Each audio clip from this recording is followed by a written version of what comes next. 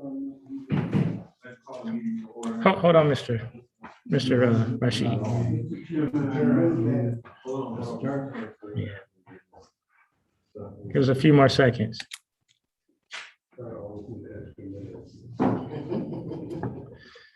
All right, we're up and running. Okay. Mr. Chairman, I believe that we come out of session discussing personnel matters. So motion and second.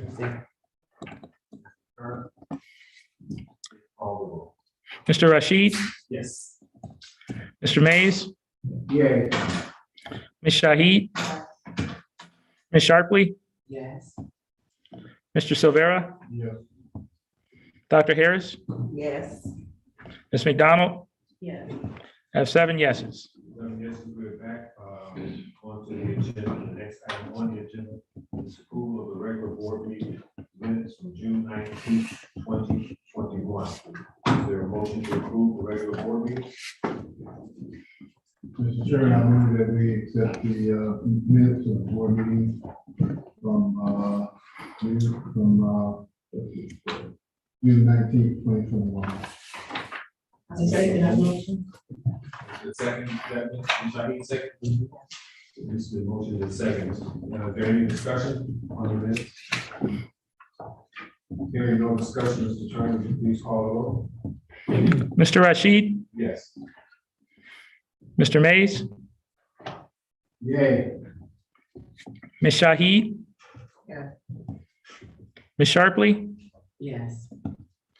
Mr. Silvera, Yes. Dr. Harris, Yes.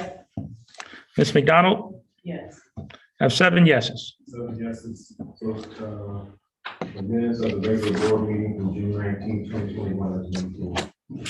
Communications was the next thing on the agenda for mail and discussion for mail handling procedures.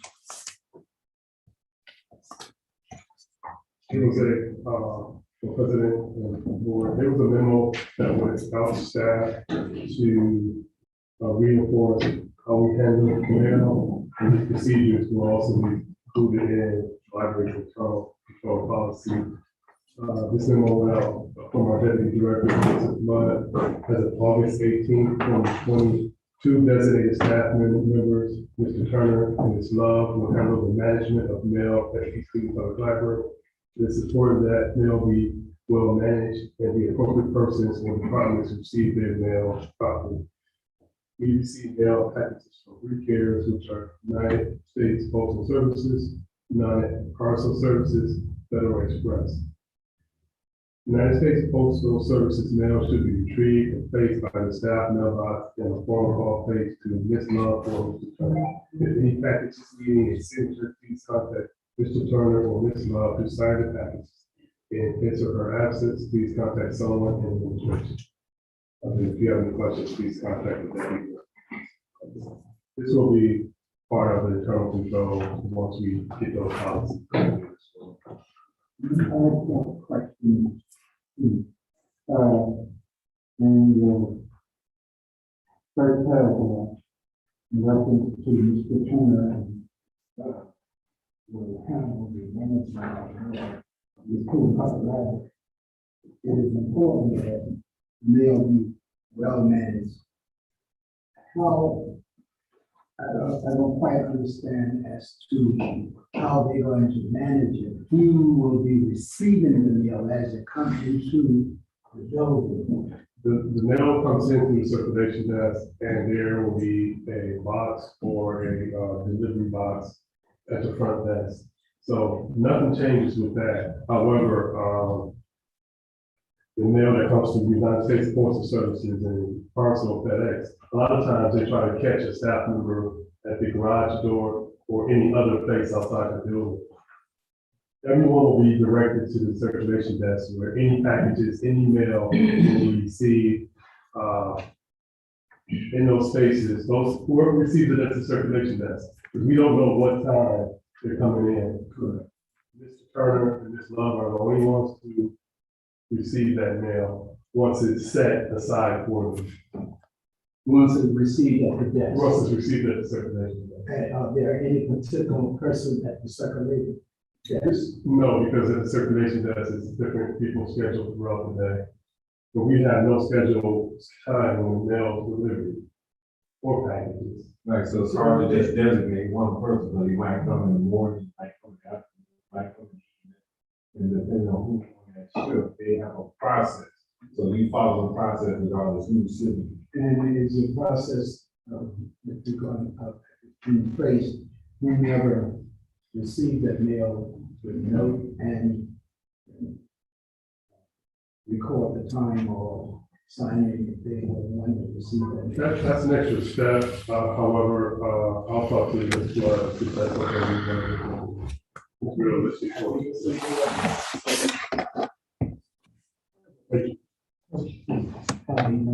What about, say like, if a person comes in and leaves, a patron wants to leave their dues for the friends or something like that. Can the desk take it there, you know, in an envelope or check or something? And Now, we do have mailboxes at the desk, and the friends do have a mailbox. so we would give it to the person behind the counter and they would put it in the friend's mailbox? Correct. Oh, okay. Thank you. Do we timestamp that? No. Okay. Yes, Mr. McDonald. If they're making donations, and it's a box there, why can't they just be directed to the box? To drop it in the box?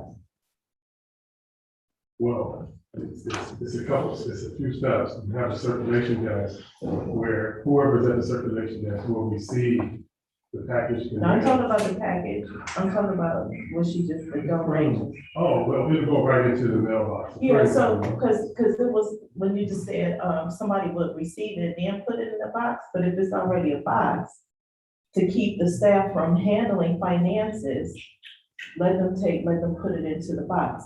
And for the packages, it should be a sign in, like who received it and sign it. So that way, if something happens, we can go, it's sort of like another internal, so we can see who signed it, who signed in and track it better. Okay, we can keep a clipboard at the desk if you that doesn't seem to be that difficult to do.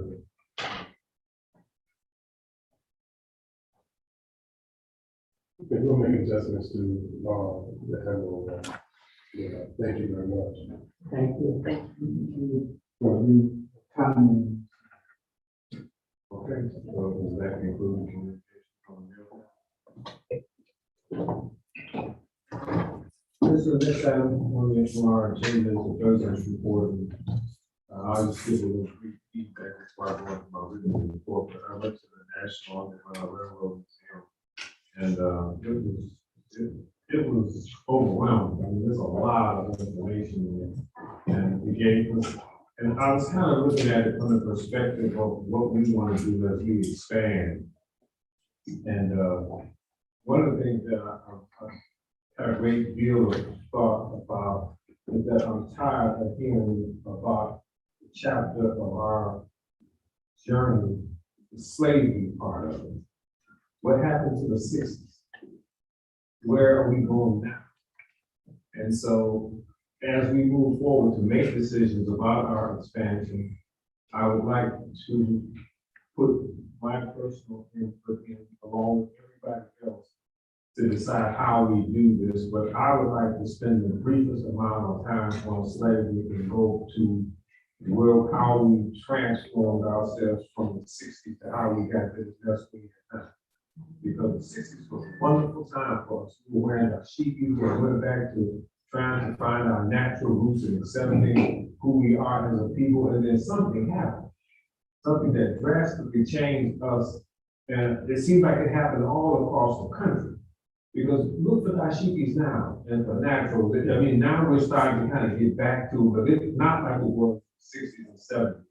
And I guess it's by no accident, that's the same time when the government really started overtly attacking us. So, but as we move to expand the library, those are the kind of things I would like to, for us to engage in dialogue about and to come to a decision as to how we want to move forward. We're gonna probably need more meeting space, we're gonna need some parking space of our own too, so, to me, it was a very worthwhile trip. The next thing is the mayoral forum. We all know what happened there with the power, it just, the logistics of it just wouldn't make sense. And I don't know if we want to come to a conclusion to schedule it or leave it alone. But, yes, sir. I think, my recommendation would be to, forego, email forms because of the political gamesmanship that's being played now, that's making it kind of dirty, and focus on, city council. We have a number of council candidates running, and I think it would probably be much better serving the community by focusing on the council races versus trying to mess with these mayoral races. Okay, any other input on the subject? I do, I agree in part with you, Mr. Shabir, but I think that the people need to know just what this administration is doing and what have you in reference to, and I'm not going to get into details, but I think that we do need to reschedule it and see whether they come, and then we have something to hold against them. In reference, you did not reschedule a meeting or a symposium for the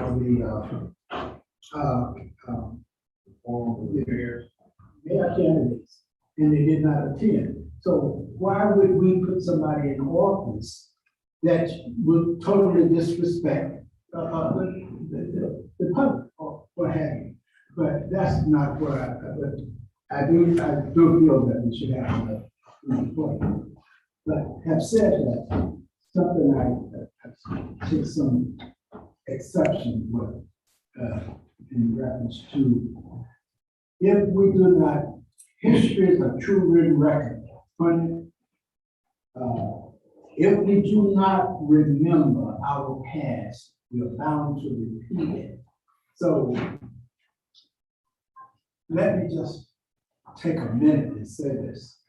On Wednesday, I attended a symposium at Starlight Baptist Church, and along with the director, Mr. Vladimir, was there. When our state board member spoke, she spoke in reference to House Bill, Senate Bill 372 or 377. No, not that. Not that. In reference to our history, not to teach Black history in the schools. If we do not, and that's our future. Excuse me. What our foreparents went through. They died, they was hung, they shedded blood. For us to be here today, and they're trying to pass a law not to teach Black history in school. That doesn't make sense to me. Only says nobody. And I got up and I spoke on it. And I'm speaking here, if we do not teach our history, it fades away. People need to know what happened in our youngsters, who we will be dependent on tomorrow. They are dependent on us today. They will say, well, what did you do when this came up? And I'm telling, and I said it at symposium, I'm saying it here now. We need to get up off our posterities and flood them hillbillies down there in Columbus. That you're not gonna do this. We put you in office, we will take you out of office. If you cannot listen to us, and that's what you want to do in the school system, everything should be taught, whatever happened. History is just Let the record reflect, Jose is. You have anything to add to Mr. He was there. Yeah, you better grab so many. Statement Mr. May said, because I've taught Black history for years, basically, high schools of any value, they're driven by what is taught in college. Okay, so they can pass whatever, but basically, when I was hired to teach Black history because Black history was mandatory in college. So a lot of times they're driven, because they want their kids prepared for the future. And Black history, because of the 60s and everything else, it was in place. So a lot of things is driven based on what the college want. And once the college make it clear what they want these kids to have, then the other schools, they fall in line because they want their kids prepared. They have Black history as Shaker, but you have to take a test in order to take the class. So they said they have it there, but they have these obstacles in order for kids not to take Black history. So that's the thing, we have to deal with things like that. But you cannot say in any place, you cannot teach these in the state of Ohio. And I'm just saying, if you have a local school system, you have a community, the community decides basically the curriculum, because I wrote curriculum. Okay, so a lot of it has to do with the community. If they demand it, they're gonna have it. You know, and the state, if they say we're not gonna give you money, they're not gonna do that because that's obvious as a problem. Now you have people in Palmer, they can say all kinds of stuff. But when you have a community that's mainly Black people, and also, as I said before, they're driven a great deal by what the college is demanding for people to come in here. And it's almost hard to say any college nowadays that you're gonna be there and not take some type of Black history class. That's like unheard of now. Am I right or wrong, or has it changed or whatever? There is language. Yeah, so basically, Yeah, there's a woman from the state, she shared with us that this is critical, that we're not aware that there is a bill to stop Black history in school districts across the state. Yes. And teachers can potentially lose their license. They will do, they do. They teach Black history. No. That's the problem. this is in Ohio? This is Yeah. Okay, that's gonna be interesting to watch, because basically they were driven mainly by the colleges, what they actually taught. So it's gonna be interesting to see, how can you have that in Ohio and you have all these people here? And how could you actually say, as you said, that you cannot teach a class on anything? So this is a racist state. Yeah. With a real nice, Yeah. But did you hear me? costume mode. Did you hear me say those folks, that's the one that's pushing this thing. This is down there,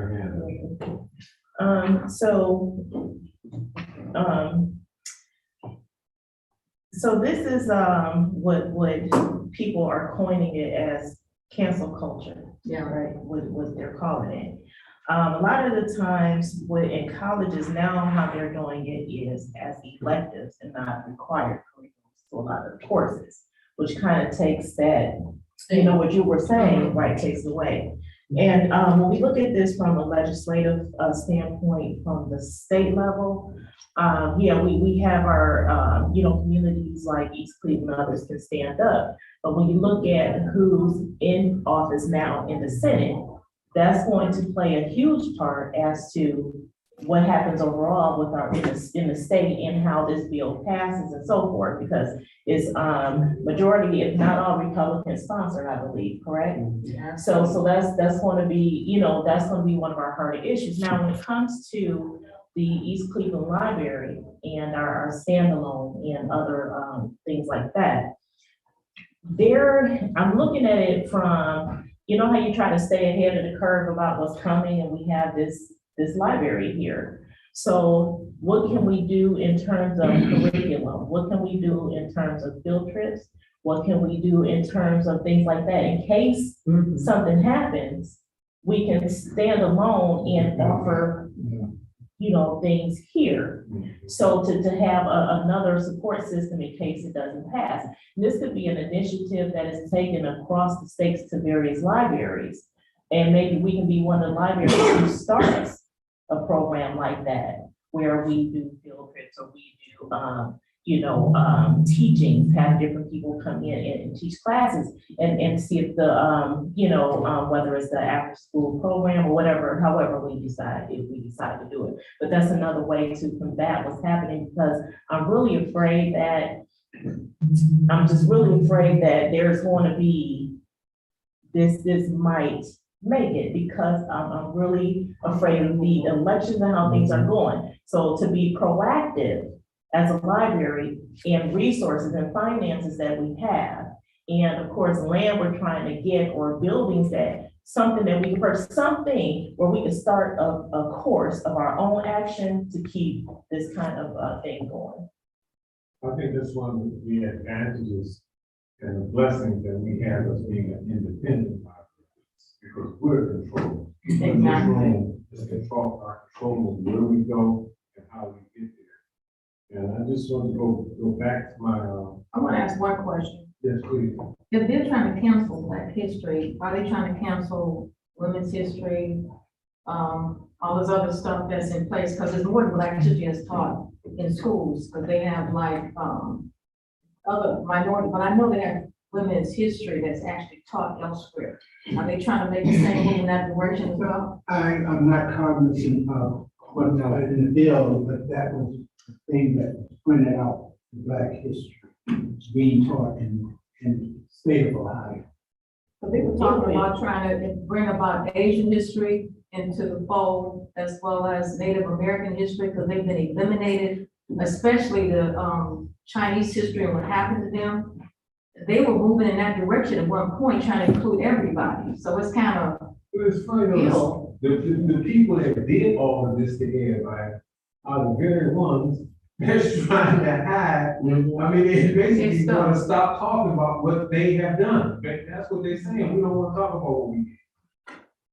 Well, So if they do- it's up to us to find out where the information will best fit our intentions as an organization, and how it best fits our institution in terms of how we interface with the community that we serve.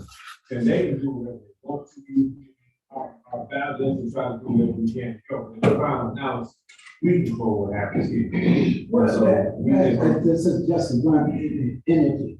Right. Here That's in all the we street. really control. We're talking about the state of Ohio. And so therefore, we have to be not just confined here. We must become global over the state to educate others, what have you, whereas we can stop this crap before it becomes law. I know everybody should play their part, but good luck with that. But this, for Ohio, is a public state, and we got to realize that there's a lot of plus man people living behind the smiles that you run into and deal with every single day in the city and in this state and throughout this country.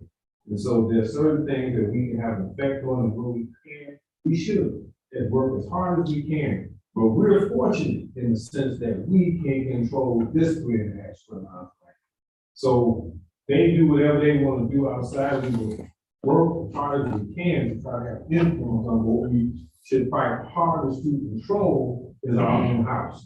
Because here we can make a difference. I agree We with can that, actually be the difference. but we are under the auspices of the school board. And so therefore, if they pass a law in the state of Ohio, and that's what I'm saying, not just East Cleveland, the state of Ohio, that's what I'm speaking of. I understand that. Not to be taught. So come to the library and find out all you want to know. But what I'm saying, you listen, No, I understand what you're saying. If they put it out of the curriculum, so they can no longer be taught as part of the school curriculum, that's a blow. I mean, that is a hell of a blow to Black history and to Black people. But all I'm saying is that we fight against it with all of our might and try to defeat it, but if for whatever reason, however it goes down, it will never stop us from doing our job here to make sure that we do everything that we can do, because we're independent library.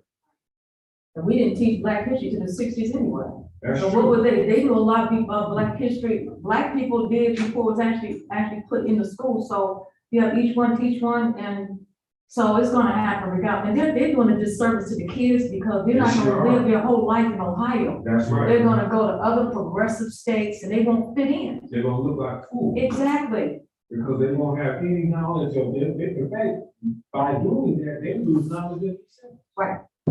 So they're in a no-win situation, even though their gut reaction is that I understand it. Because I used to say a hit dog out of the loud, something like that. And they don't want their kids hearing that stuff about them because they've so craftily written history books prior that kind of danced over all of these things. And now you have 3-4 generations of white people walking around America that have that Candyland view of all these matters, where we, being the direct people affected by it, have the stories, the scars, the bruises that have actually, we as the people have went through. So let them do whatever they've been doing. They've been doing since we've been here.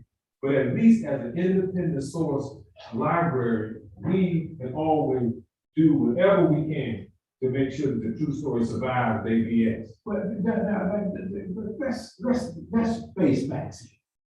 They're not only doing that, they are trying to do what we can't even vote.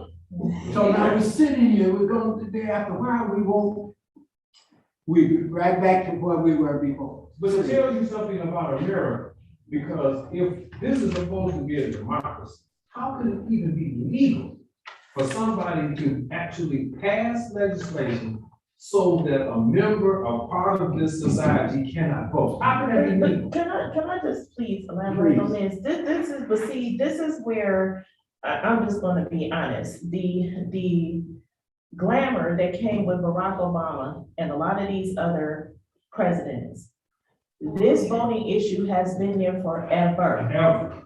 The fact of the matter is that there has not been enough initiative to make it a standing law where we don't have to keep revisiting, can we vote again? Can we vote again? Because there's a certain language in there that if we miss a certain day, we will take out our ability to vote, period. And that little provision of time that's within that law, it shouldn't be there. It should be a sustained, it should just be a sustained measure and it should be done. So you look at it, with anything, you have the state being able, or the cities, the state, the municipality, or whatever, you have the ability to have your representatives make changes for you. The problem is the mobilization of people and mobilization of communities when these things come to pass, because we are able to put our own ballot initiatives in place. But what does it take? And a lot of people don't even know that that's what you can do. A lot of people don't know what it takes to do that. In the state of Ohio, you can make a change by going to at least out of the, all the counties that you have, you can go to 10 counties, get a percentage of each voter out of those counties to put a ballot measure in place for the state of Ohio to either redo or do something that the state did not do. So there are things, but when it comes to, us at collaboratively, where's the soldiers at? Where's the soldiers? So the problem is this, it's not only just the state of Ohio, it's all the 50 states that is in the process of trying to make it difficult for us to vote. Well, going back to those slavery days, when you had to say how many bubbles in a bar soap and how many marbles in a jar and all these kinds of things. It made it difficult. And so we got to get up off our here. I just want to bring the meeting back. This is very important. All of us said, understand Renee's frustration, because at that community meeting, when we found out our children can't read. Exactly. They want to take Black history out of our curriculum, and East Cleveland voter participation was only 17%. We going back to slavery. That's, so those things that came out of our community meeting. But I'll let you get back on track. Yes, Ms. Shaw. And so to kind of piggyback on what you said, with the last when we voted, and I swear I'm gonna miss, when we voted the last election for the congressional seat, when I voted up there at Prospect, for the voters to look at my son and say, I can't believe that you're the youngest voter we have voted today, because he's 19. Because that's not a priority here. And this is not a priority with our kids to get them registered to vote. We have them, registered to vote in the city that they're living in and make it important for them to vote. That's something that we don't do. But by the same token, when you walk in Cleveland Heights district, you see the Jewish people there. They learn about their history. They're taught about their history. It's important. It's in everything that they do, from the time they wake up to the time they go to bed. Their history and what happened and how they are as a people is taught. They separate themselves so that they don't get mixed all up into today's society. That's something that we don't do as people. We don't teach our own children about ourselves. We don't even teach, a lot of them don't even know we have our own national anthem, and that comes from just being in a house, being in a home. When I grew up, like I said, over here on Hayden Avenue, it was a little white Irishman that taught me about being white.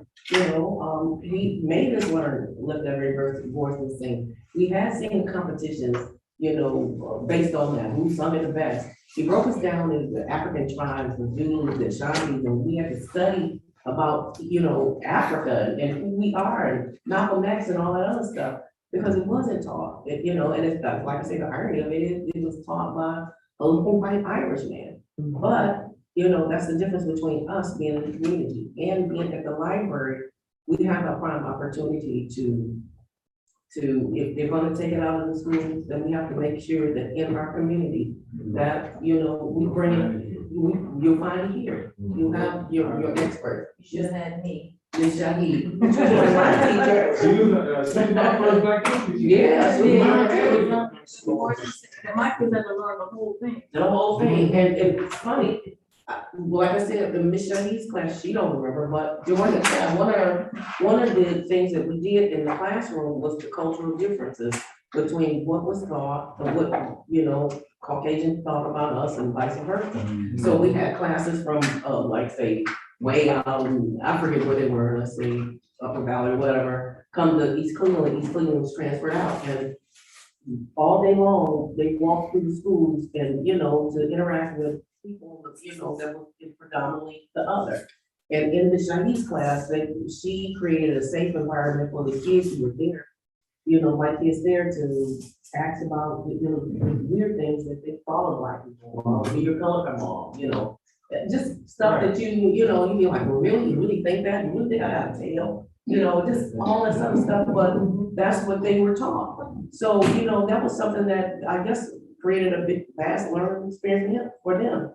The same way we sat there and I found out that, through one of the meetings, that it was you that she brought into the classroom that was talking about when East Cleveland Cable was first formed, and it was successful Black men that came in and thought, brought something to the city. And that was the first time we at East Cleveland had cable, and we're one of the ones that came in. So, it's up to us. It is up to us. That's right. I want to read my report into the record. And my president's report, August 21st. The East Cleveland Public Library as an institution is working hard to reshape and redefine the role of our independent library. Our purpose is to be a positive contributing member of the East Cleveland community. We are an institution where if you come to the library seeking information on any subject on the planet, it's our job to help you find it, and we will. Arts, entertainment, and information is a part of our mission statement. Among the list of services and programs we offer to the community include computer labs and classes for adults and children. Passport services are now available here at the East Cleveland Public Library. You can renew or apply for your passport here. We are currently in construction of a new print and copy center, like a little Kinko's here inside the library. This center will allow you to do your printing and copying, as well as offer instructional publishing assistance right here in the city of East Cleveland. Today's event, the book bag supplies giveaway by the First Baptist Church Pastor Craig F. Burris Want to thank him for that, and I think it was successful. I understand over 100 children actually received book bags today. Senior movie Wednesdays were back in August in the lower auditorium from 2 p.m. to 4 p.m. We have one more movie date coming up, and I think it's this coming Wednesday, August 25th. The chess program is also coming back in September. You could join us here at the library for some challenging games. It'll be on Tuesdays and Thursdays from 4 to 6 p.m. And in collaboration with Tri-C Jazz Fest, we'll present the Sean Jones Quartet on Sunday, September the 19th at 2021 at 4 p.m. in the Greater Performing Arts Center. I'm encouraging as many members of the board that want to attend should make sure you get in seats sooner rather than later. It's free admission with limited seating. The doors open at 3 o'clock. And to the public that's listening on Facebook and you call the library if you need more information about the dates and times. I want to give a shout out and many thanks to the Cleveland Foundation and to the George Gunn Foundation for making this concert series possible. East Cleveland Library has a critical role to play in the growth of our community, and we are uniquely prepared to do it. What good is assembling and gathering information and knowledge if we don't do something with it? I guess the question that I had to pose, if we had our forum, was one that I wanted to pose to the audience. Yes. I kind of agree with, I think that the debate, I agree with Mr. May, about the debate, because, one of the candidates did, was campaigning last week, and I did actually hear, what he was saying, and he really wanted to have that option, And I said, well, are you willing to come and you want to talk? It was like, I would like that option, because, basically what he's saying is that if they don't show, who's the better candidate, Well, I think that, in fact, we will come back to that. I think that whole business, and then make a collective decision as to, which way we're going to go with the form. Because it's definitely not off the table if we have to resolve it over today. But the question that I have, I really want to ask to the audience is like, what kind of community do we really want to have in East Cleveland? What do we really want East Cleveland to be? I think that's the real question that we need to be asking each other. And then how do we get there? When you really think about it, what else we as community leaders, what are we supposed to be doing? If if we're not trying to shape and mold and move our community in the right direction. Our neighbors within immediate walking distance to the south is Cleveland Heights. And within walking distance to the west, University Circle. Have any of you walked around the Coventry area or Levo in Meadowbrook where they're buying activities like bars, grocery stores, businesses, people out entertaining and shopping? Have any of you walked around the University Circle area and noticed the beautiful apartment buildings being built? People walking around shopping, enjoying entertainment, even such as like a Wade Oval concerts. These communities have one thing in common: vision.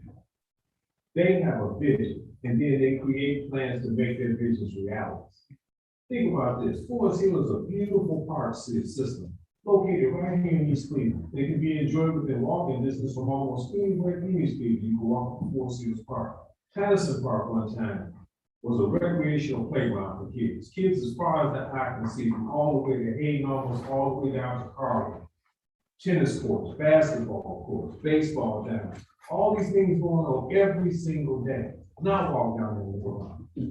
You'd be lucky to see one child crossing the park.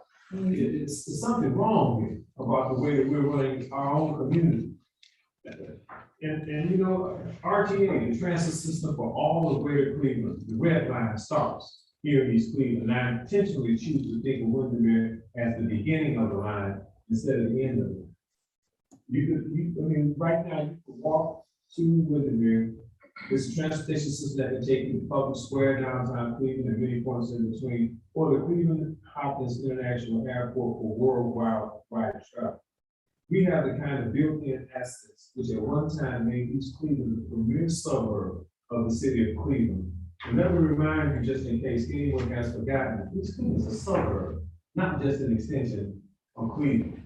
And I think people get confused with that sometimes, and our expectations have changed because we're looking at ourselves not as being a suburb, which we are. So we still have those assets. They're still part of our community today. We got to build around our assets to create a community that we can work, live in with dignity and pride. A time where our seniors can walk the streets safely, our children can grow up in the community with pride, as like I did when I grew up in the school. So it's up to us to determine how we want to live and shape the future of our community. The East Cleveland Public Library has a vision for the city of East Cleveland, a vision of working daily, creating an environment to live in, just like the one we see in our close neighbors, Cleveland Heights and University Circle. With the right leadership and the support of the community, there's no reason why we cannot reinvent ourselves and become a strong, independent community that we want to be in 2021 and beyond. We must decide to find a way to work together. I can't emphasize this enough. Irregardless of your beliefs and your feelings, we gotta find a way to work together. East Cleveland is only 3.5 square miles and almost 1 mile of this park, but it's our 3.5 square miles. We are the people who live here, who are here, and who have their heart invested in this community, have a right to look to a common cause and then focus ourselves. And our mission has to be to rebuild and revitalize the city and the economy of East Cleveland, Ohio. It is my sincere hope that whoever wins this election will make that commitment to rebuild and revitalize our town. And as leaders, it's all of our responsibility as well, because when we work together towards a common goal, anything is possible. I'm going to end this report with a quote from my lifetime hero, Muhammad Ali. Very simple. Impossible is nothing. That concludes my report for today, my president's report. So we can move on to the next thing on the agenda. Director's report, Mr. Lavin. Okay, thank you all for being here. That was a great speech. Thank you, President Houston. I'll be very brief. Community Day was very successful. We had one of our honorees here, Dr. Rice. Hello, thank you for joining us.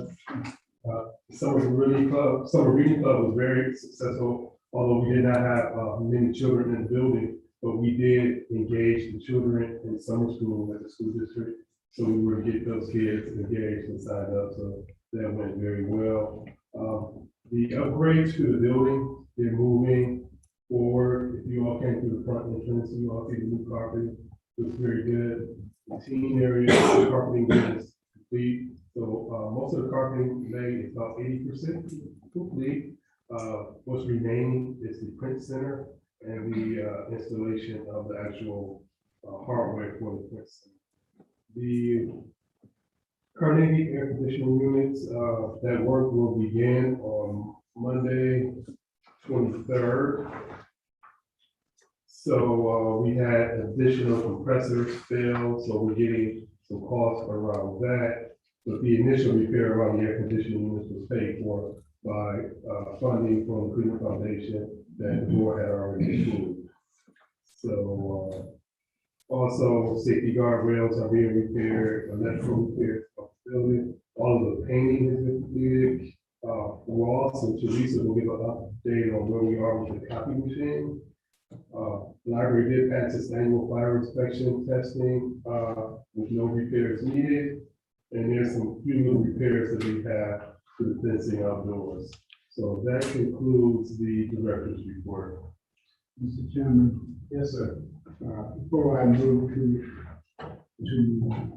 receive the director's report, reason we don't have too many children as was alluded in somebody in the director's report, that we are tearing down everything. It doesn't take brains to tear down. It takes brains to build. And that's what's lacking here to see. The children, you're not having any children in school, it's not only affecting the library, it's affecting the schools as well. Whereas the school let out, and especially Kurt Middle School, when they let out during the day, You could not see Kurt for children coming down Milos. And we had to have the police, so out there to kind of spread the children out where cars could pass or go up, Milos. That's not happening today. Why? Because we put people in office that came in and is tearing down everything. Buildings that had been rehabbed. Some was in the process of being rehabbed, and some was at rehab. They raised them. So that's what caused the population to go down. Now we're down to 13,000 people in the city of East Cleveland. From 45 to 50,000 people lived in the city. Now we're down to 13,000 people. So it affects not only the schools, it affects the city as a whole because there's no revenue. And the city is going to continue to do. And as you indicated about University of Sucker on the west side, Cleveland Heights on the south side. Nothing is happening on the north side in that area, but it's not as bad as well. So those are the problems. So having said that, I know the interest of time. Mr. Chairman, I move that we accept the Director's report. director's report. Second, Marianne Hill. Second by Marianne Hazard. The room for second, Mr. Chairman, please call the roll. Mr. Rashid, Yes. Mr. Mays, Yeah. Ms. Shahid, Yes. Ms. Sharpley, Yes. Mr. Silvera, Yes. Dr. Harris, Yes. Ms. McDonald. Yes. We have 7 yeses. 7 yeses. Director's report has been accepted. Fiscal officer's report is the next thing on the agenda. Mr. Cockburn. Thank you, Mr. Rashid. Reading directly from the report. Reconciled cash fund balances as of July 31st were $1,463,263.46 compared to $977,785.08 as of July 31st last year, a difference of $485,478.38. I attribute the increase in cash balances to reduced spending / prudent spending and increases in support both through foundations and government. Through the first 7 months of the year, total general fund operations are running under budget at 56% of budget as against 58% of benchmark. However, there are some line items that require adjustment. Mr. Latimer and I will be presenting a revised budget in September to make the adjustments. Through July, we have received 82.645% of our budgeted general fund revenue. Our PLF distribution in July, $166,495.77, was approximately $30,000 more than was received in July of 2020, when we received $137,706.73. Delayed tax filings and reduced sales tax collections of last year are attributed to the difference. We received our notification of estimated PLF revenue for 2022, with East Cleveland's proposed allocation to be $1,544,433.52 as compared to the 2021 estimated allocation of $1,312,603.31, or a difference of roughly $241,000. As you are probably aware, we legally received only one bid for our project. The board is elected to rebid the project in September.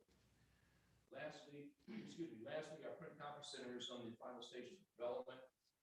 Meritech, our new copier vendor, who replaced American Copier Solutions, has supplied us with revised quotes for equipment which far exceeds the capabilities of the equipment in our original quote. Mr. Flood and I are working on projected sales and will be making a formal presentation to the board next month. That concludes my report. I have a question. Yes. Once we open, will we market to the businesses and other institutions institutions in the community, the services we offer at 25%? I would say that's an excellent question. I've talked with Mr. Latimer about developing contracts with not only the school district, but possibly city hall, businesses, any organization in the city that might be doing volume printing, to see if we can get some ongoing contracts in order to support their projects. Okay. So yes, I would say yes. I think that it would behoove us to do that. Okay, and the reason why I asked that question is because as we set these quotes for the equipment that we're bringing in here, I want to make sure that we're taking in consideration who we are marketing to, so that we can take jobs, so we're getting jobs that, and a lot of times these jobs are rush jobs, and we have the staff to be able to accurately turn this stuff around within the time frame that we promised, and we have the equipment to actually do the work. So that's kind of why I asked the question, what niche were we marketing to, or were we kind of like taking a shotgun and going through, looking at the businesses as well as the other institutions too. So if we have the capabilities to do that, I think we should make sure that we identify just what our max capability is, so that we know internally we have the staff to be able to accommodate, so we take order, we know we can fill it on time. The equipment that Meritech has proposed to us is it's a monster. I mean, it's a very large piece of equipment that does everything but slice bread. I mean, it slices bread. How about the sliced bread? Slices bread. Since you made mention of the sliced bread, when have you had any projected day as to when this company will be up and operating? I'm gonna say 2 months on the outside. I don't know what, per Mr. Latimer's comments, I don't know where we are in terms of having the floor done, and I know all the electrical is in, but I don't know where we are in terms of having it done and finalizing that space, but I would probably say on the outside 2 months. We're looking at installation as well as internal training, the procedures, and external marketing. So we're going to present a version of a business plan to the board in September. Okay. And my second question, are you getting prepared to do sending out the bids again in reference to the marquee? Because I want to see that marquee up. Well, the bid is not going to change, Mr. Mays. I mean, the bid documents is not going to change. All we're going to do is just resubmit to the public. Everything is going to be as it was in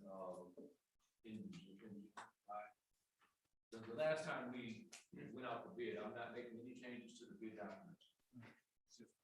It's just going to be reissued. And all right, I just want to see that in operation. Okay, next thing, the finance committee, Chairman, I move that we accept the board.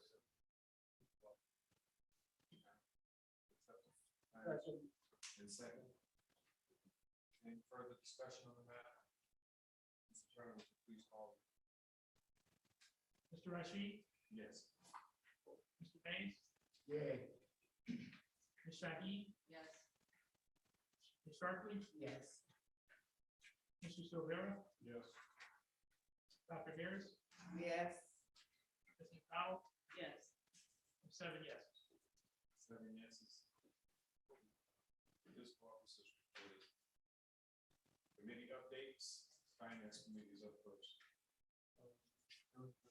Board, finance committee did not have a meeting this month, but we do have two resolutions that we are now sponsoring to the full board consideration today.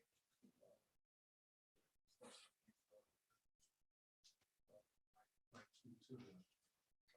First one is resolution number 0802/2021. Institute host organization participant in the digital ecosystem. Participatory Research Project. It's being funded by myself and this. Members of these two public libraries were trustees have met, discussed and reviewed the following items. Resolution number 0802-2021 to be a Benton Institute host organization and participant in the digital ecosystem, the participatory research project. Whereas the Benton Institute for Broadband Society, with recommendation from the Cleveland Foundation, has invited East Cleveland Public Library to be a host organization and participant in a digital ecosystem participatory research project. That research study will determine how digital inclusion coalition understand the root cause and impacts of digital inequality and how these coalitions are working to address these issues. The goal is to provide findings to help policymakers in the U.S. develop more effective digital equity strategies nationwide. And whereas the Institute for Broadband Society will manage compensation and other use. Benton will pay your organization $4,200 in two payments, $2,100 on signature of the consent form for the host organization and $2,100 in the program on presentation of invoices. The term of the program is 2 months from execution of the consent form for the host organization or on completion of the project, whichever is paid. And whereas the East Cleveland Public Library will include one young adult between ages 19 and 24 to join the program using the material provided by the program. East Cleveland Public Library will pay the Benton Digital Equity Action Research Fellow $1,800 to work 15 hours a week at $15 for 2 hours for 2 months on site at the library. Also, East Cleveland Public Library is part of the funds to pay one staff member $2,400 to work 15 hours a week at $20 per hour by fellow. And be it resolved, adoption of resolution number 0802-2021 to be a Benton Institute host organization and participant in the digital ecosystem, a participatory research project for the acceptance of the grant from the Benton Institute for Broadband Society for $4,200 for the East Cleveland Public Library to use as noted. Receipt of the grant funds will be reported to restricted contributions foundation account code 613 and grant fund charged to other purchasing contracted services account code 220-390. Move for adoption. Second. Second. It's been second. Any further discussion on the matter? Yes, because this broadband is that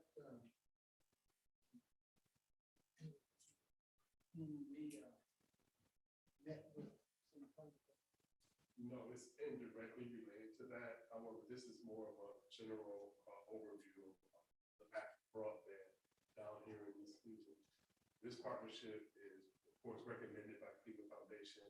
Our staff member, Sarah Green, is one of the digital ambassadors as part of that committee.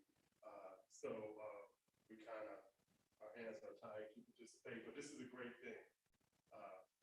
This is just one of those things when we receive funding from Cleveland Foundation, one of those obligations they want us to continue to be engaged in this whole digital inequity. So that's here in the library. This particular research project, yes. Any further discussion? I have a question. Yes, Ms. Coffey. How are we going to recruit this young person? We have a. Yes, we're gonna post it similar to how we post all of our positions. However, if anyone knows anybody, encourage them to complete an application and get us a resume. So, they like some of those. Most recent graduates from South High School. Pretty good with the. Speak up. How strong do they need to be in technology? Because I know several students that graduated, that could fit in this and they're in their, attending child, college track. That's one. They did not send us a recommended or suggested job description. However, I believe we're gonna use the digital navigator's job description that we passed at the last board meeting as a baseline to identify someone for this opportunity. And how the person is interested access that information so they can see what the job. Will be posted on the library's website, that information. Okay. Okay. I had a question. So just to make sure everybody's on the same page, does everybody know what the digital ecosystem is and what it's going to be used? Not exactly in which this. So, looking at this, and how this, so, you know, how you have outer linkages and inner linkages that connects different systems together. So what it basically is going to do is going to see how, let's say maybe, let's hypothetically use Cleveland Clinic, University Hospitals, and Metro Health Systems. And then when it comes to inner linkages, we see how all these things connect, right? Then we quantify them and then take a qualitative measure on, based on how this system does it and is linked with the other system, which system fared better in the ways that they use the information. So basically,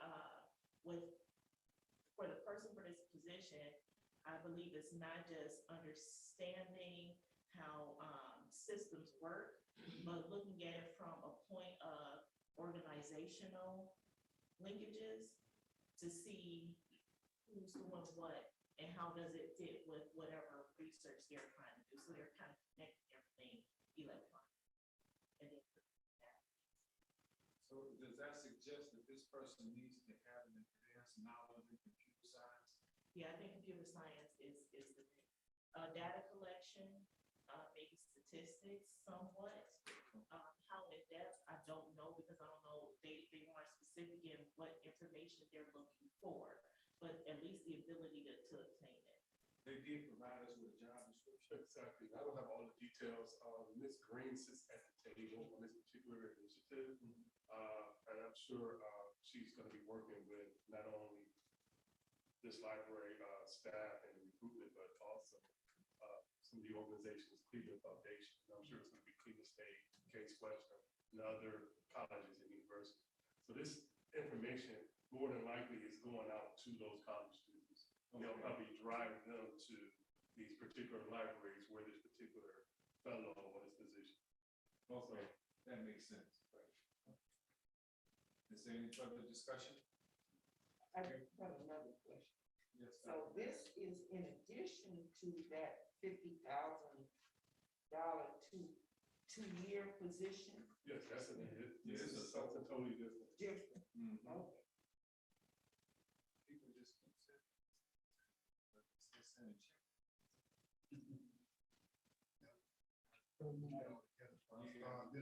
Exactly.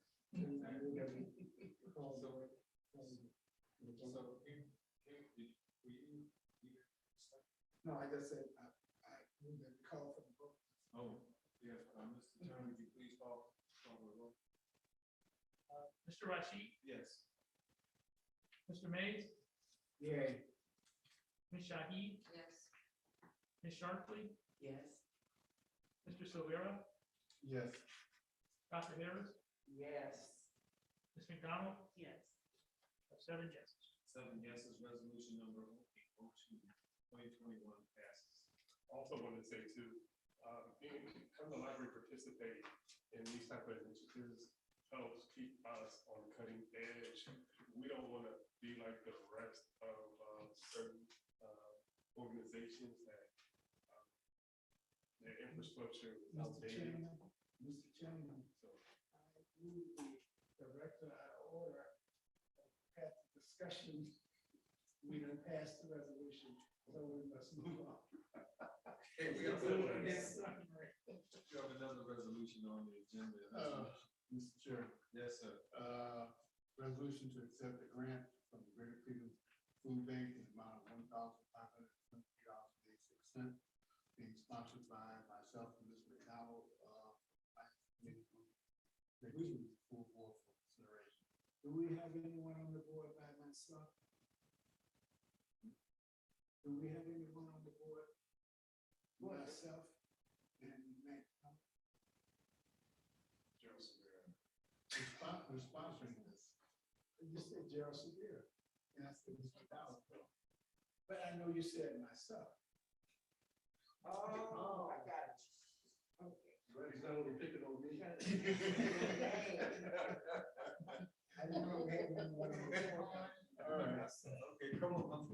Let's stay focused. Members of the East Cleveland Public Library Board of Trustees have met, discussed, and reviewed the following items in open meeting on August 21st, 2021.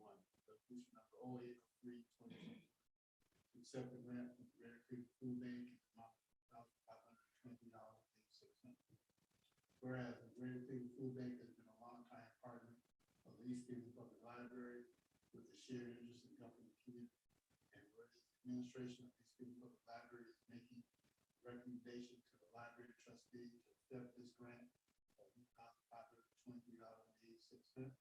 And whereas the East Cleveland Public Library will purchase the outdoor equipment for the full amount of $1,523.86. And be it resolved, adoption of resolution 0803/2021 to accept the grant from the Greater Cleveland Food Bank in the amount of $1,523.86 for the East Cleveland Public Library to be used as noted. Receipt of the grant funds will be reported to restricted contributions business account code 612. Grant costs will be charged to other purchase and contracted service account code 110-39. So motion. Second. Second. Dr. Harris seconded. Is there any further discussion? I had a question, but Dr. Harris, please go first. Outdoor equipment, explain what the. That's the same question I had. So did Right, yes, because of the pandemic, many of the community partners that partner with Cleveland Food Bank had to take their programs outdoors. And a lot of those organizations didn't have tables and tents, chairs, and garbage cans and waste baskets and things like this. So this is a micro grant to provide to the partners to provide those services so we can do programming outdoors. So you need a, do we have a couple of good carts? You can do some couple programming outside.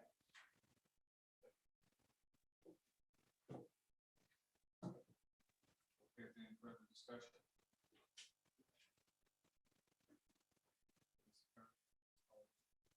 Mr. Rashid, Yes. Mr. Mays, Yeah. Ms. Shahid, Yes. Ms. Sharpley, Yes. Mr. Silvera, Yes. Dr. Harris, Yes. Ms. McDonald, Yes. 7 yes. 7 yes, and resolution number. Passes. Next item on our agenda is the personnel committee. The personnel, we have a meeting, but we're in the process, the evaluation process involves as part of the board. That's it. Okay, next item on our agenda, building and grounds committee. Buildings and ground. Buildings and ground did meet on last Saturday, I think, in reference to the marquee and time voted to go back out for bids, and hopefully we will do that this coming up month. Go back out for bids on the marquee. And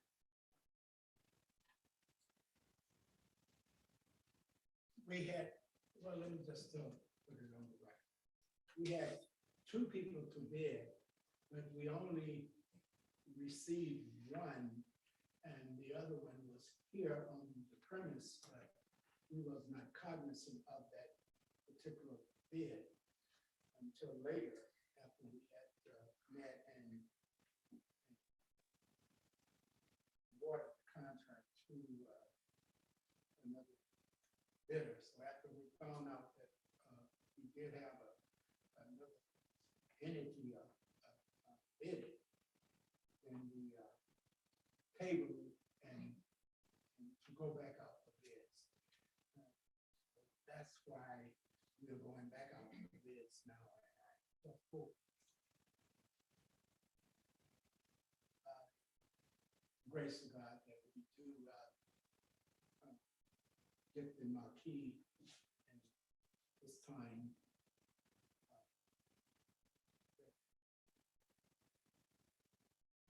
we will move on it and erect the marquee, because it plays a pivotal role in this library.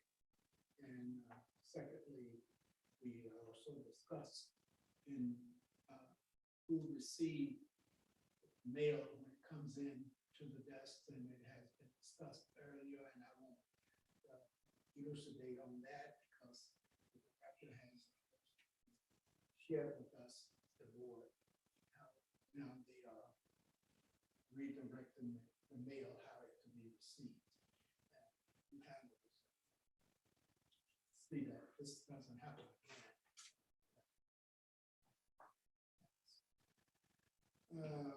We do have a resolution, but I have a question on this. Sure. Yes. Thank you.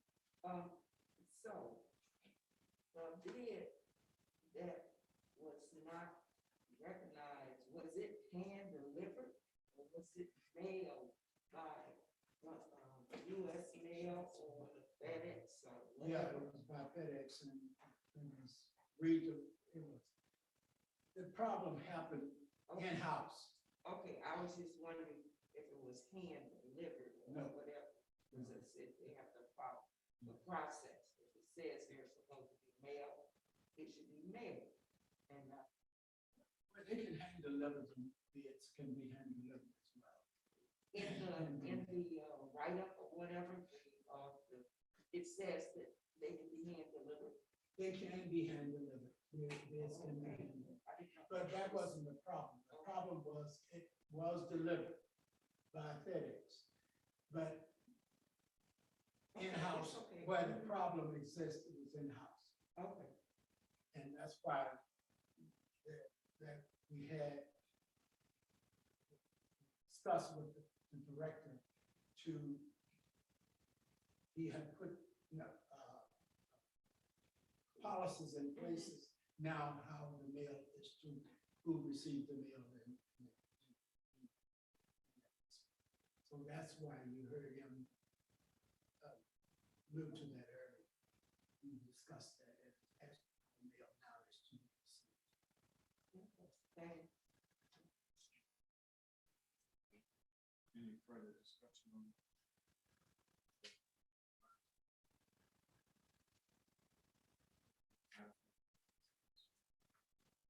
No, we have a resolution. A resolution to partner with ECPL. That's all this. The resolution? Yes. The chair notice the crowd is out of order.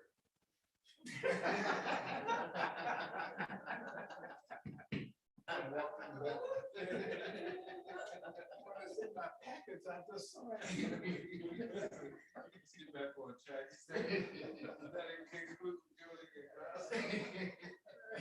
If there is no further discussion, Mr. Chairman, no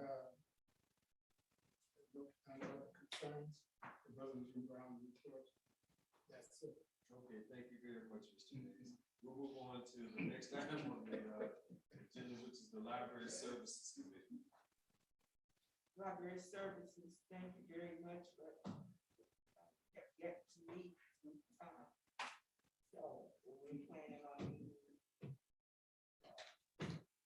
September, because we have suggestions for December. All right. Right. It's. Right. No.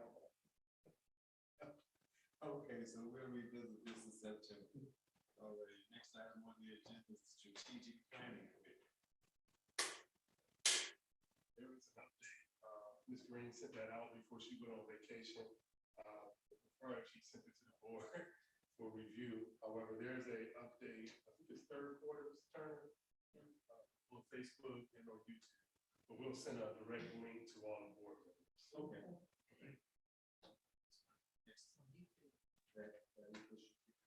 Yes. Next item is the ad hoc committee. For that, we do have some updates of communications that Mr. Don had with the and our community not yet. Discuss that matter. Okay, that's the Issue issue about the property. Which, make no statement today. Mr. McDonald. Ms. McDonald, please. So just to kind of keep, get everybody up to speed, there has been some movement with the public records request, for some more in-depth information. What I did get back will allow us to move in a different way as far as approaching it from a legal perspective.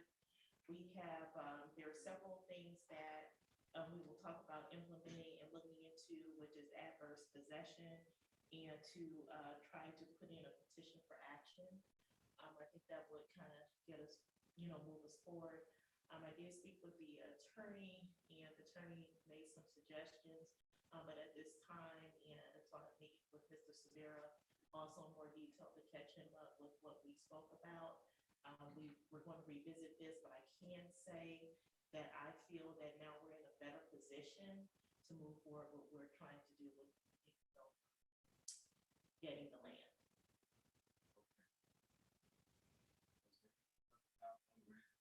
Yes. Other question, just out of curiosity, do you know if any other, say like another citizen or someone is having the same kind of issues or concerns dealing with trying to get property from the property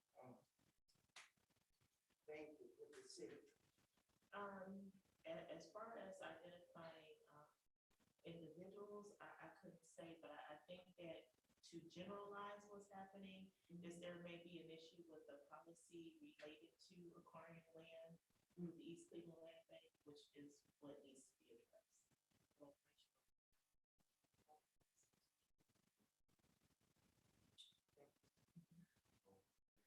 Discussion or updates? Adverse possession. It means when someone is holding land or property that you believe that you are entitled to, that you possibly lose need to, saying some things. So that's basically, and also saying too that the city has not been forthright in providing us with the documentation that was requested in your records request. I would say, just for a matter of alleging, is that there were some discrepancies with the information that they said that they did not have, because in former requests, we did receive information. So some of the things that we requested were piggybacked off of the last request that they said that weren't available for my request, but in previous years had already been sent. So there's a discrepancy right there as to either you have the documents or you don't, but we see that you did have the documents, but you're saying you can't produce them now. So that brings in a question of validity in their responses to us overall.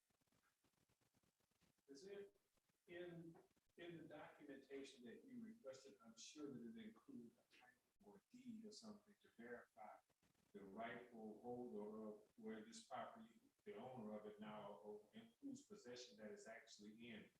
Did they provide that document to us? No, and that's one of the discrepancies, because I asked for a specific time frame.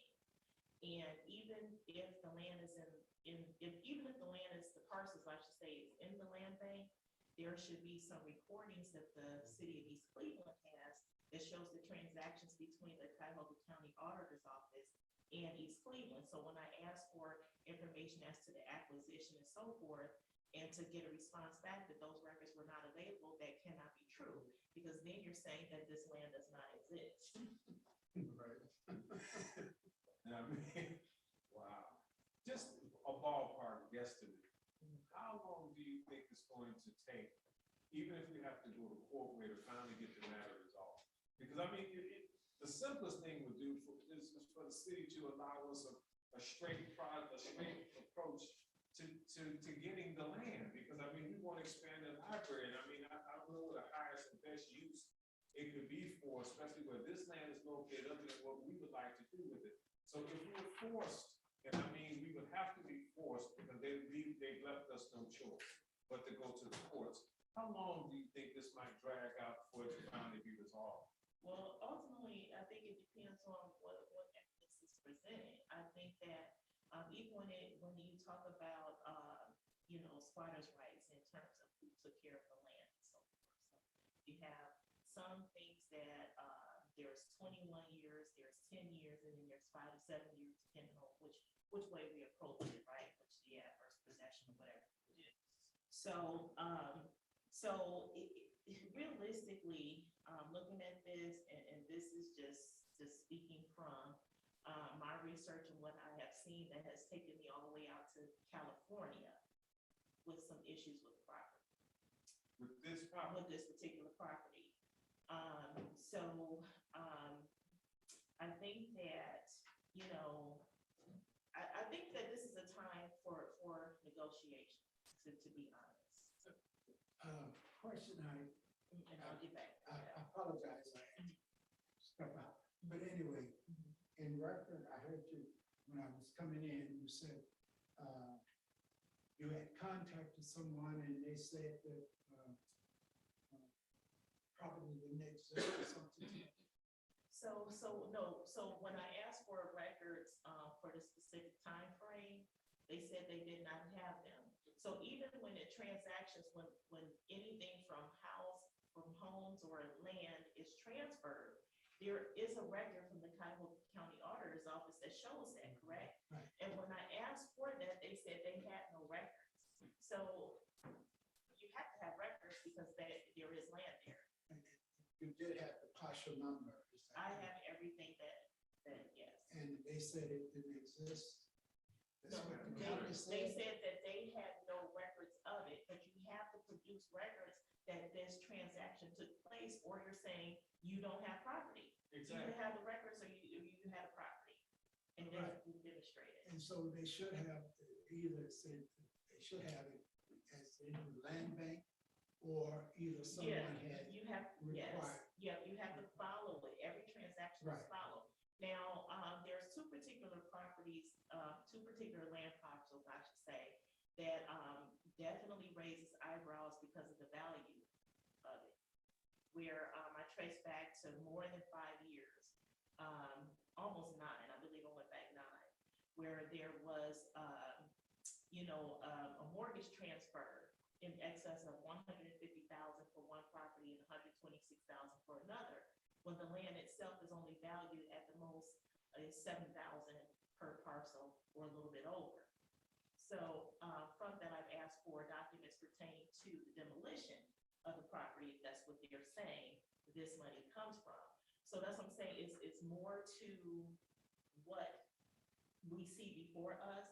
So that's why I'm asking to put in place an adverse possession injunction or something of that nature, because we need to stay any movement of that until we get an official hearing. And also in that injunction that we have been maintaining the property. That's right, as well. absolutely.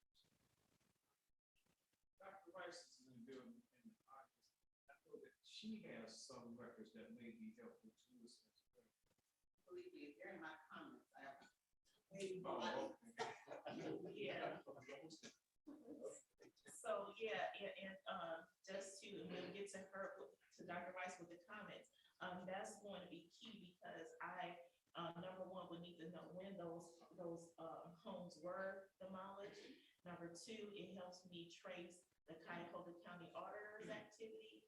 And again, this land that, I wouldn't say the land, but the connection between California and a couple of the properties that are in question, which there has to be records because this is out of state. City of East Cleveland owns this property, so where are those records? Thank you, Ms. McDonald, with that. Just to make a long story short. Okay, next item on, is there any further discussion on this matter? Next item, new business. Selection of artwork for the main library.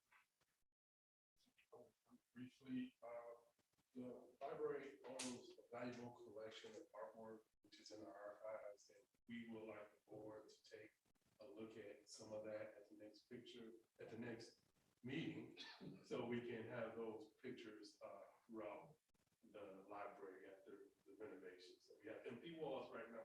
We do want to bring that. So we're going to bring in physical or digital copies at the September meeting to select, for the board to select where they want to go. So bring it out of the archives. Is it archives here or is it archives in Cleveland? Here at the library. Because we have some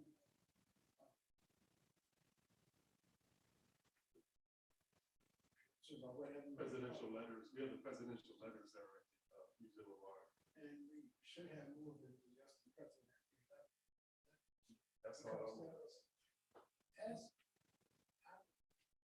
or you to ask Mr. Cooper the information and all the stuff that he found going through and reading a lot of stuff downstairs. There was a lot of stuff he found, and it's my understanding it's taken to Cleveland archives because we did not have facilities here to not only house it, but the temperature that. So check with him on that stuff.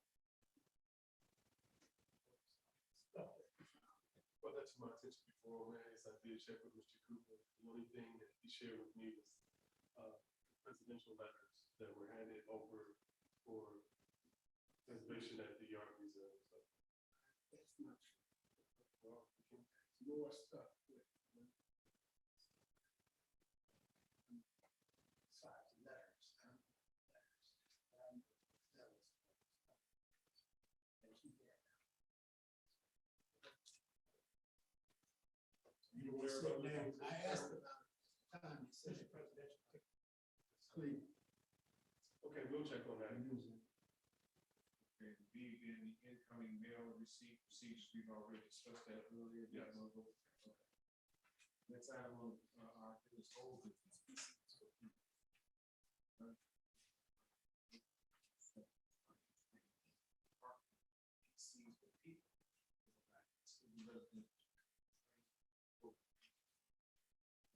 In technology.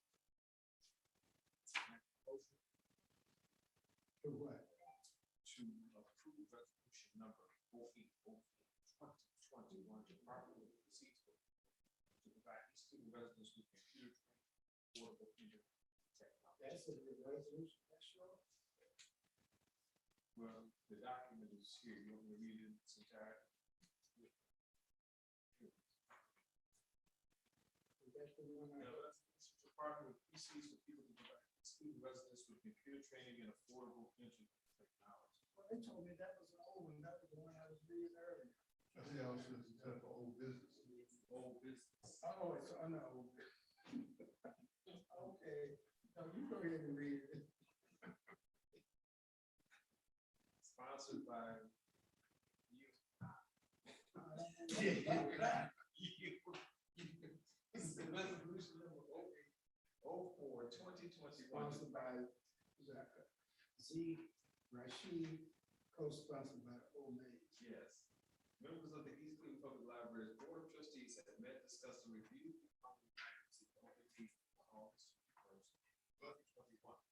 Resolution number 0804-2021, Department of PCs for People to provide East Cleveland residents with computer portable internet technology.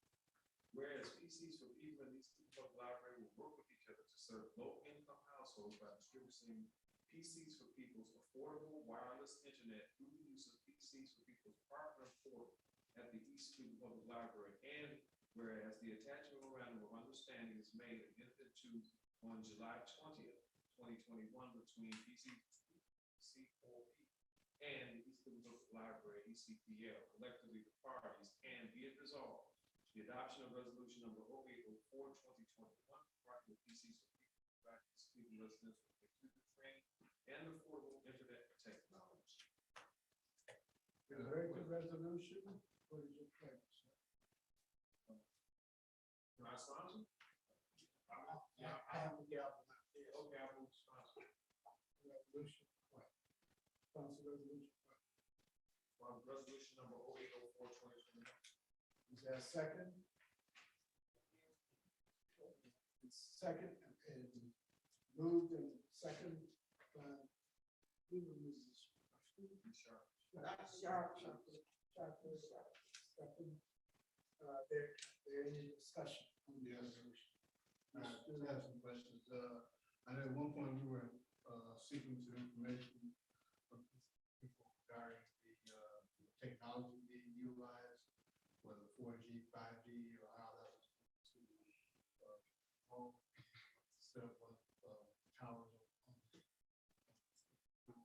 buildings. I never received any information on that, so where do we stand with that? I'm thinking now, based on some of the conversations I've heard, that all we can do, all we're being asked to do is distribute programs to people and come and get it. We provided as much information as we could to interested and involved parties, such as the location of the antennas. They did respond to us regarding their basic site location contracts. But it comes down to us deciding whether we just want, all we're being asked to do is to the modems.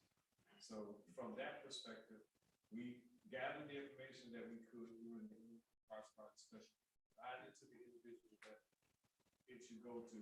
So now we have to make a decision. Will we be the host to do pretty much what we do with the hotspots? And that's all we're being asked to do.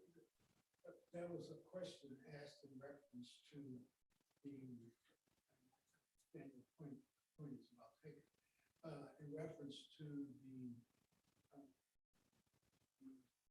what is it called? Not the 5G, which, the radiation that emanates from those, And towers. In the schools and how it will affect that. Has that been answered? Because I know the lady that was making the presentation at the time, she alluded to what 5G or this one or that, the difference in the radiation that it gives off. So, I guess my question would be directed to Mr.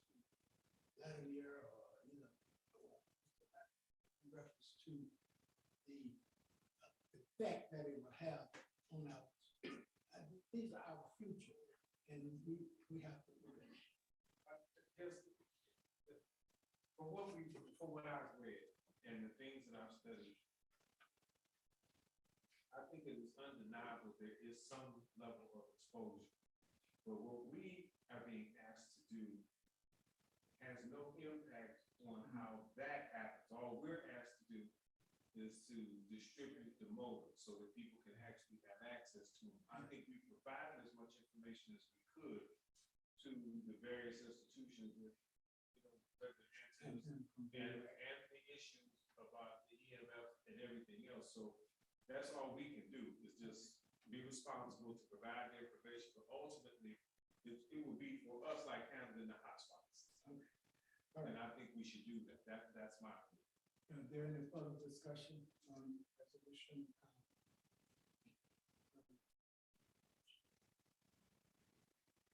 08/04/2021?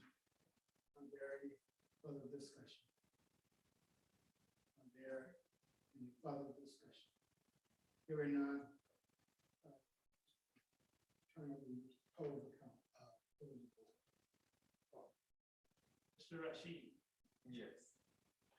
Mr. Hayes, Yay. Ms. Shaheen, Yes. Ms. Sharkey, Yes. Mr. Silvera, Yes. Dr. Harris, Yes. Ms.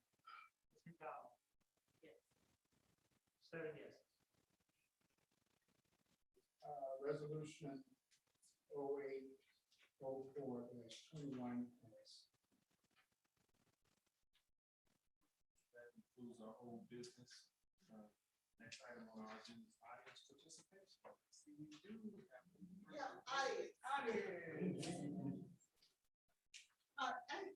First thing, good afternoon, one and all. Good afternoon, Dr. Are Rice. your meetings usually 2.5 hours? No. It's unusual for today. Oh. Couple things. It was when you were on the board for a little bit. Oh, no. We did have long meetings. We had long. Couple things. I certainly want to thank the director for that report. That was a very good report. And I was wondering for, we will be here, the East Cleveland School Board will be here for a community, schools connecting community, meeting on Wednesday. I certainly hope you'll have someone here to give a real brief library report at our meeting. So, I'm sure that can be worked out, because I know many of the people would love to hear some of those things that I heard. Great. And also for the president's report, what a great report. It's good to hear, that the library is really concerned about the city of East Cleveland and want to be a leader in trying to move this city forward. So, excellent report, Mr. President Rashid. And I'm certainly hoping that some of those thoughts and ideas will move forward. As far as the copy center is concerned, just to throw out a little couple things. I taught in the University Circle area, and I know that a lot of those students down there complain about the copy prices and what have you for the copies over here. So make sure that you saturate the university with information about East Cleveland. I bet there are a lot of students up there. And also some of those businesses there that have large copy needs, look at the prices that the copy shop have done, and I bet you guys can probably beat them. I know when I was doing business down there, they were extremely expensive. And also, hopefully you'll have, and when you're thinking of putting in that copy center, as far as pictures are concerned, these young people kill me. I want to, picture something. I got to drive halfway around the world, go find a pay person who prints pictures. So think about that. I'm really sorry I missed the book bag thing. For 100 people, that was wonderful. And I know I told several people in the neighborhood about the book bags, both here and up on 352nd Street. Those are two places that I knew about today, so I was sending pictures to. And I worked hard on that land bank. There were so many crooks wanted that land. We fought like dogs. And we had a member on the board who threw me up under the bus trying to get their property to someone that land has brought about a lot of heartaches and now I'm glad to hear about your level of research, because I didn't take it quite that far by no means whatsoever. But yes, I would, and if you want to see any, I'm a pack rat. I have all those documents from way back then. I'll be happy to share them with you. Dr. Rice, what year was that? Can you remember? I can't can't remember the exact year, but I can tell you, I've been on the school board 6 years. So it was before then. So it had to be like 2013, 2014. Okay. Okay. And everybody made, excuse the expression, old country, everybody and mama wanted that land. And they were, you know, we had some knockdown, drag out stuff.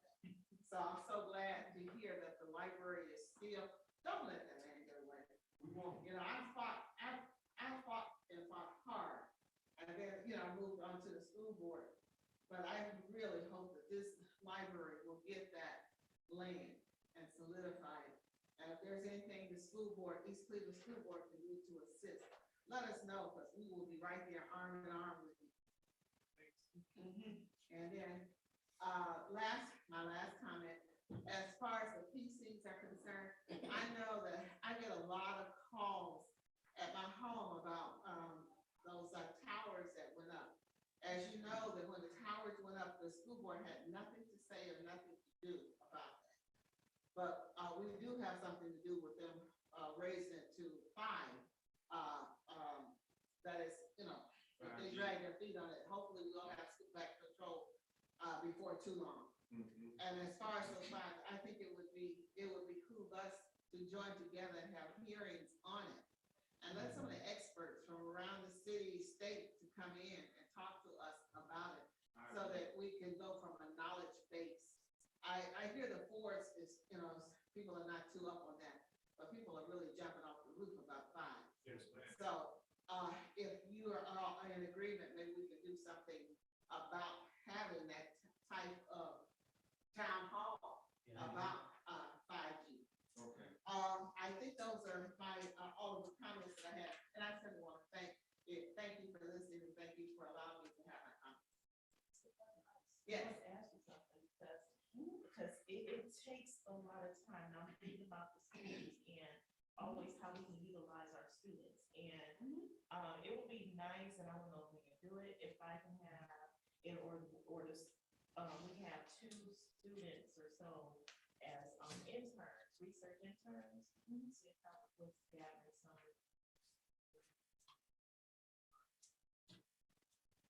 Not a problem, but you know, as you know, I live on the border of Cleveland Heights, East Cleveland. And see, the little old ladies with this gray hair that we have, I have about 4 of them, that would love to help with some of that research. I just have to gather them up again. But when Cleveland Heights did a research project, they tapped into us, and we were up there practically a whole summer, a year or so ago, digging into all those old papers and archives, you know, the whole 9 yards, Yeah. following stuff through. That would help, because it's gonna be, some things take us out of state. So, yeah. Maybe we do both, get some interns as well as the Forest Hill for East Cleveland side. Love to. Dr. Rice has asked for a representative to be at this meeting on Wednesday, August 25th from 4 to 6 p.m. The director is going to be out of town. Is there anyone else that can volunteer from the board to attend? It's going to be held here at the library on what time? 4 to 6.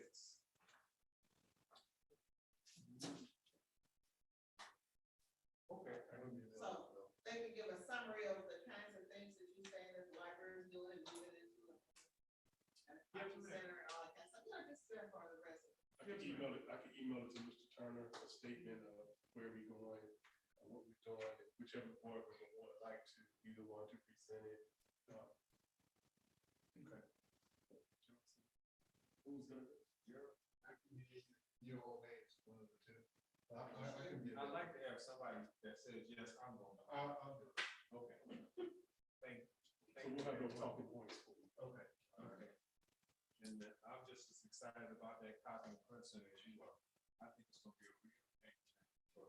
There's no one, I mean, first approached us with that idea. I thought it was an outstanding idea. I'm really, I guess that has almost became a pain in his, because we just keep saying, when is it gonna get open? But I knew for sure that there's nothing like that around us that's close by, convenient. And see, that also begs to show why we really need the expansion land. Have our own parking lot, people can conveniently pull up, they can go to the library, access the services that we have and get out. So, we got work to do, and, all of us are committed to do it. So, without anything else on our agenda today, I do believe it's time for us to. Close at 4:30 and 4:38.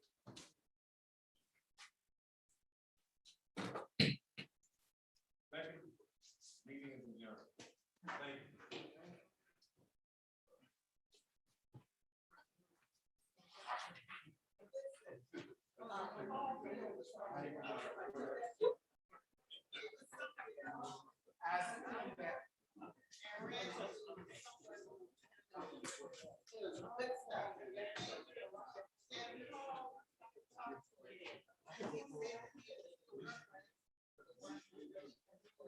Thank you.